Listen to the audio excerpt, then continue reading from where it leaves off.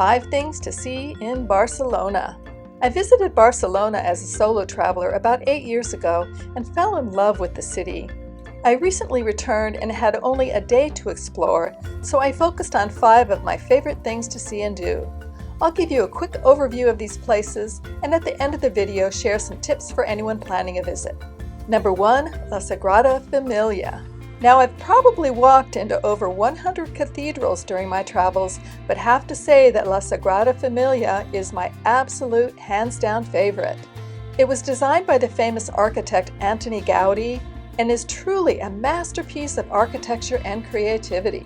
When you first approach the cathedral, you look up at a plethora of decorative details on the exterior. It's almost too much to take in. Everything about the design is unique, creative, and symbolic. The doors are covered in leaves, and higher up are 3 facades: a nativity scene, the Passion facade, and the facade of glory.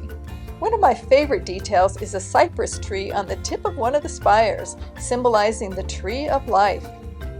When you walk inside, your jaw drops. There is a main nave with a crucifix suspended in the air.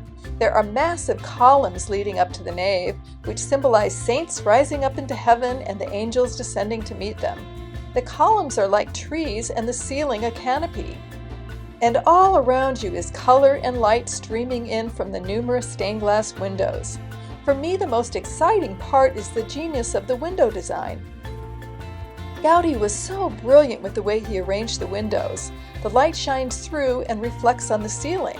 Look at the way the ceiling was designed to reflect the light. On one side there are warm colors and on the other cool colors. It's just magnificent. Here are a few more images of the brilliant interior, which also houses a museum.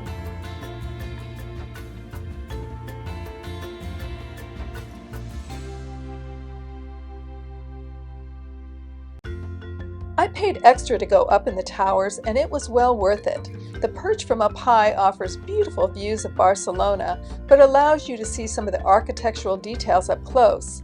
Here are a few more images from up high. Please note that the towers do not accommodate wheelchairs and walkers. Even with the elevator, there are stairs to climb up and all the way down. Also, make sure you purchase tickets in advance, as it is often sold out. I have left a link in the description for ticket sales. Number 2. La Rambla. La Rambla is a lively and iconic thoroughfare in the heart of Barcelona. It is about a mile-long pedestrian walkway with Port Vell and the Christopher Columbus statue at one end and the Plaça de Catalunya at the other end. Strolling the street is a popular thing for tourists to do, so it can be quite crowded. However, there is a reason why it is so popular. There are wonderful cafes spilling out onto the walkway, numerous street vendors, a wonderful food market that has all sorts of tasty specialty items, and just off the central avenue is the Plaça Real, which is a beautiful plaza with neoclassic architecture, rounded arches, palm trees, the Three Graces fountain, and street lamps designed by Gaudi. On my recent visit, La Rambla was under construction, but it was still crowded. I took a time-lapse video as I walked through the streets to give you a quick overview. Number 3. Mountjuic. There are at least 10 things to see and do if you make a trip to Mountjuic, including the Mountjuic Castle, the Joan Miró Foundation or Museum, the Olympic Ring, the National Museum of Catalan Art, the Botanical Gardens, and the Poble Espanyol, a Spanish village with wonderful buildings and creative decor. You can take a cable car up to the top of Mountjuic or a hop-on hop-off bus. Some of the sites are fairly close together, so you can walk from one to another. There are also magnificent views of Barcelona from the mountain. Number 4. St. Marti District. For the 1992 Summer Olympic Games, Barcelona created an Olympic village in the Sant Martí District. They built an entire neighborhood by the sea to house the athletes and even created new beaches. What's left to see now is this promenade of sculptures and the Olympic Marina, a fun and lively area with bars and restaurants lining the shore. There's a fabulous beach walk if you want to get your steps in while enjoying the Mediterranean sea breeze. One highlight is a giant goldfish designed by artist Frank Gehry, which overlooks the sea. Very fun. The area also offers a wide range of water sports and sailing activities. Number 5. Gaudi Museums. Antoni Gaudi left a huge imprint on Barcelona, and besides La Sagrada Familia, there are other buildings that you should visit to see his amazing work. I recommend choosing between Casa Mila and Casa Batllo. Both were initially residences, but are now museums. Gaudi said there were no straight lines in nature, so his buildings adopted that philosophy. Casa Mila is a fantastical building with an undulating stone facade and twisted metalwork decor on the outside. It was the last private residence he designed, and it is now a UNESCO World Heritage Site. It was built in the early 1900s and was controversial at the time, but of course it is now a national landmark. Gaudi is known for making his rooftops as interesting as his interiors, and this building is no exception.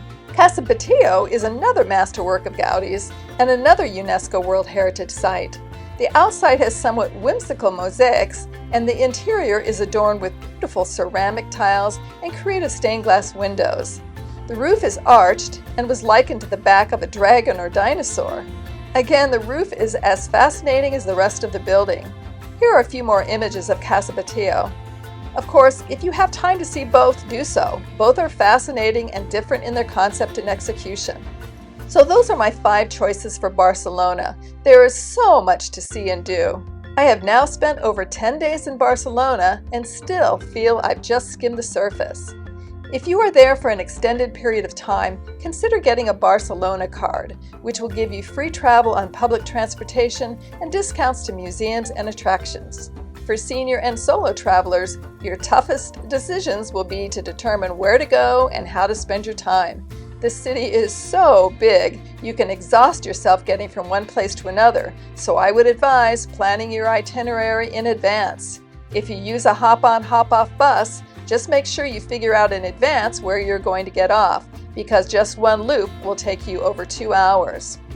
Ubers, taxis, and buses are all available, so do your research to see what works for you.